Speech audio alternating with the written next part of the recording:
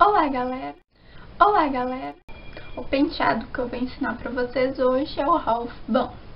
Para isso nós vamos precisar de gominho e de uns grampinhos e de um pente também. Para começar, é um penteado fácil e rápido. Você vai pegar assim, ó, essa parte da frente toda do seu cabelo e traz cá pro topo.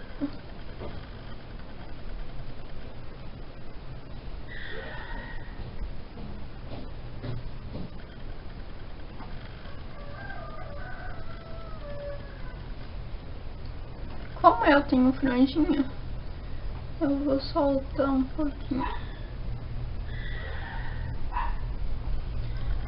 pra deixar aquele estilo mais despojado que eu gosto.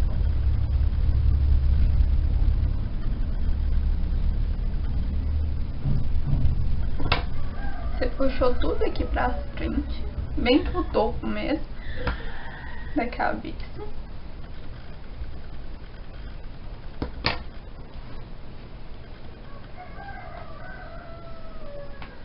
Amarrou.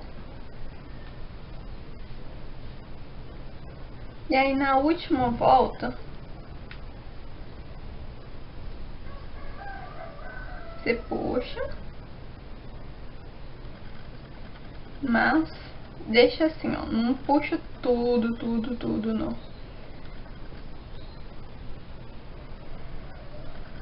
Aí você vai pegar o grampinho e vai prender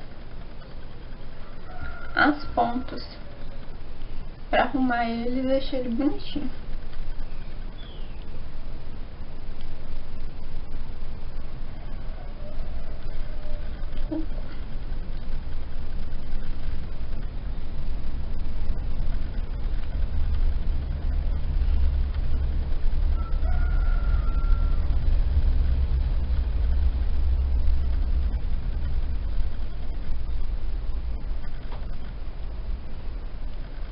Dá uma arrumada no resto do cabelo.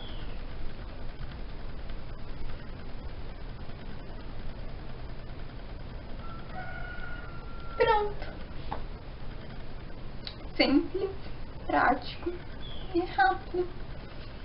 Esse é o estilo Half Bun, que está sendo muito usado na Europa, que foi usado na verdade na Europa no verão de lá, e que é tendência pro verão aqui do Brasil este ano, 2015, 2016.